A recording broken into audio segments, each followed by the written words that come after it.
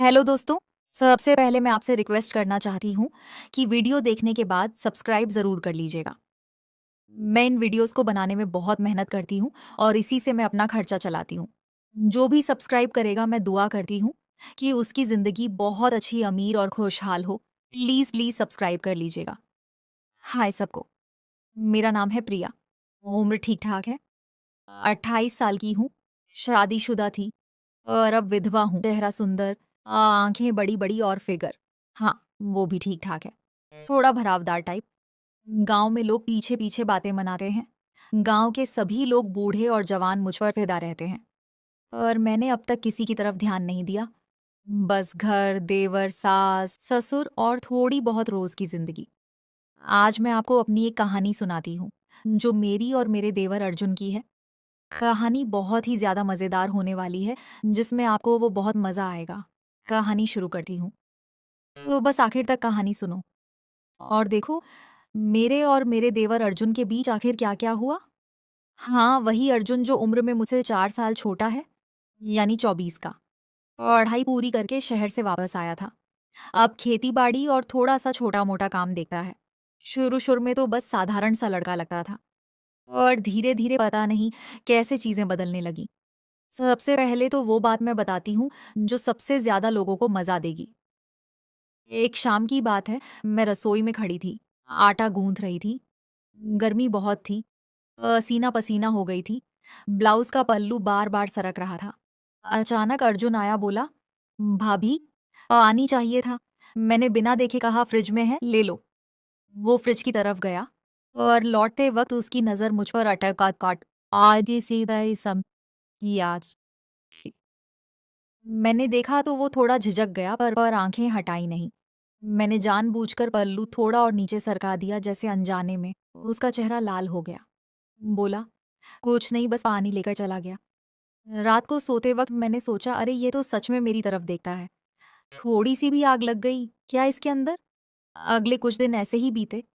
वो मेरे पास ज्यादा आने लगा। कभी बोलेगा, भाभी आज सब्जी में नमक कम है। कभी आपके बाल बहुत लंबे हैं, कितने अच्छे लगते हैं। मैंने मुस्कुराकर कहा, हाँ, मेरे पति को भी बहुत पसंद थे। वो चुप हो गया। फिर बोला, अभी बहुत अच्छे लगते हैं भाभी। मैंने थोड़ा शरारत से कहा, अच्छा तो रोज देख लिया करो। कौन मना कर रहा है? ये लिए उसका चेहरा फिर लाल हो गया। मैं अंदर ही अंदर हंस रही थी। पता था वो क्या सोच रहा है। एक रात बिजली चली गई नहीं, पर लाइट बहुत कम थी। मैंने साड़ी पहनी थी, पतली वाली, जो शरीर से चिपक जाती है। अर्जुन बाहर आंगन में बैठा था। मैं पानी लेने गई। जैसे ही मैं झुकी, साड़ी का पल्लू थोड़ा सरका। उसने देखा, मैंने देखा कि उसकी सांसें तेज हो गईं। मैंने जानबूझकर धीरे-धीरे पानी भरा, फिर उठी और बोली, अर्जुन, रात को नींद नहीं आ रही क्या? वो हकलाया ना। नहीं भाभी, बस ऐसे ही। मैंने मुस्कुराकर कहा, कोई बात नहीं। अगर नींद ना आए तो मेरे पास आ जाना, बातें कर लेंगे। वह देखता रह गया। मैं अंदर चली गई। दिल धड़क रहा था मेरा भी। अब असली कहानी शुरू होती है। कुछ दिनों बाद गांव में एक बड़ा मेला लगा। सारे लोग गए। मैंने सोचा नहीं जाऊंगी, पर सास ने जोर दिया, जा प्रिया, थोड़ा मन बहल जाएगा। अर्जुन भी साथ जाएगा, अकेली मत जाना। तो हम दोनों गए। मेला बहुत भीड़ वाला था। रात के 10 बजे तक घूमते रहे। एक जगह बहुत भीड़ हो गई। लोग धक्का मुक्की कर रहे थे। अर्जुन ने मेरी कलाई पकड़ ली ताकि मैं अलग ना हो जाऊं। उसका हाथ गर्म था।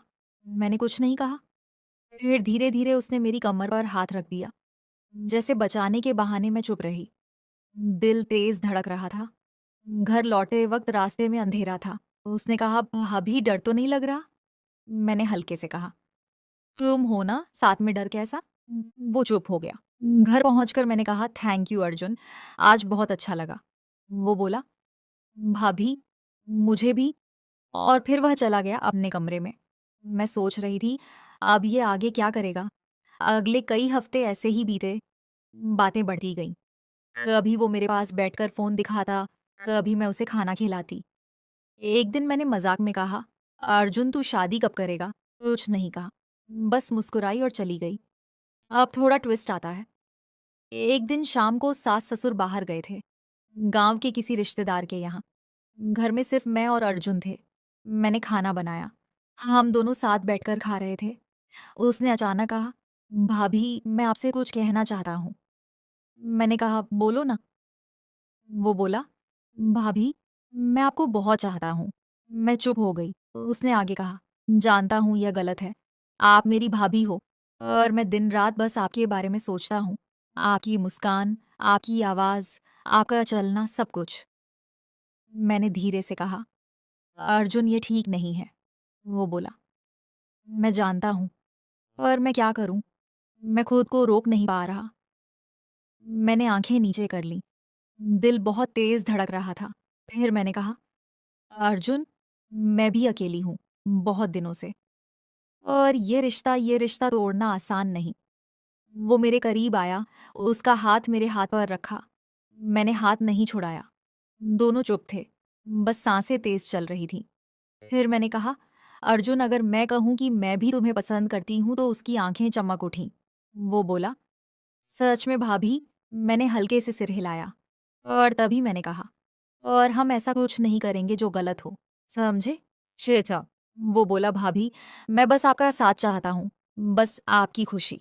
मैंने मुस्कुराकर कहा, "तो फिर साथ रहेंगे जैसे भी हो सके, पर बिना किसी गलत काम के।"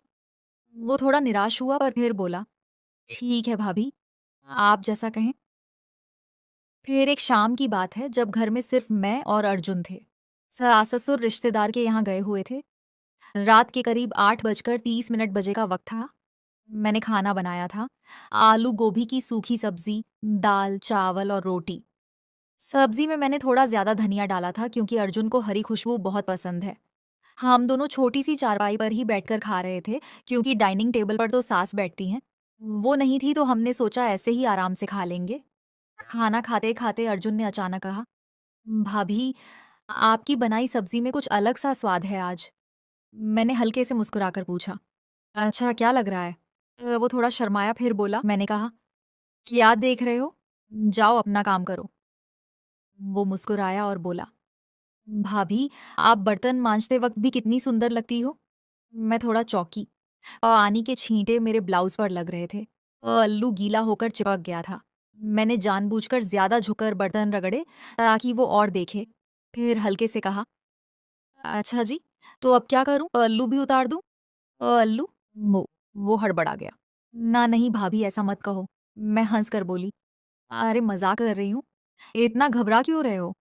और उसके चेहरे पर वो लाली, वो नज़रें जो बार-बार मेरी गर्दन, मेरी कमर, मेरे हाथों पर जा रही थीं, वो सब बता रहा था कि उसका मन कहीं और है। बर्तन मांजकर मैं बाहर आई। रात का समय था, सौद पूरा था। आंगन में ठंडी हवा चल रही थी। मैंने चारपाई पर लेटते हुए कहा, "अर्जुन थोड़ी देर बाहर बैठे हैं। बहुत दिनों से चाँद नहीं देखा।" उसने तुरंत हाँ में सिर हिलाया। हम दोनों आंगन में बैठ गए। मैंने साड़ी का पल्लू कंधे पर ठीक किया और वो थोड़ा सरक ही रहा था। अर्जुन पास में बैठा था। इतना पास कि उसकी सांसें मुझे महसूस हो रही थीं। काफ़ी देर चुपचाप बैठे रहे। फिर अर्जुन ने धीरे से कहा, "भाभी, क्या मैं आपसे सच कहूँ?" मैंने कहा, "बोलो ना।" वो थोड़ा रुका। फिर बोला, "भाभी, जब से भैया गए हैं, मैं दिन-रात बस आपके बारे में सोचता हूँ। आपकी हर छोटी-छोटी बात। आप जब हँसती हो, जब गुस्सा करती हो, बहुत जब रसोई में काम करती हो, सब कुछ मुझे लगता है कि मैं पागल हो गया हूँ।" मैं चुप रही। मेरा गला सूख रहा था। फिर मैंने धीरे से कहा, "अर्जुन, मैं भी अकेली हूँ, बहुत अकेली। कभी-कभी रात को नींद नहीं आती। सोचती हूँ कि कोई हो जो बस मेरे पास बैठ जाए, मेरी बातें सुने। और ये जो तुम कह रहे हो, ये बहुत भारी है।" वो मेरी तरफ मुड़ा। उसके हाथ मेरे हाथ के पास थे। उसने हिम्मत करके मेरी उँगलियाँ छू ली। मैंने हाथ नहीं छुड़ाया, बस थोड़ा कसकर पकड़ लिया। काफ़ी देर तक हम ऐसे ही बैठे रहे, हाथ में हाथ चुपचाप, बस चाँद की रोशनी और हमारी सांसों की आवाज़। फिर मैंने कहा, "अर्जुन, आज के बाद हम ये सब भूल जाएँगे। ये बस एक रात की बात है। कल से सब पहले जैसा रहेगा, ठीक है?" वो थोड़ा दुखी हुआ और सिर हिला दिया। "जैसा आप कहें भाभी।" और अगले दिन से चीज़ें पहले जैसी नहीं रहीं। वो पहले से ज़्यादा मेरे पास आने लगा। सुबह जब मैं पूजा करती वो चुपचाप खड़ा देखता। जब मैं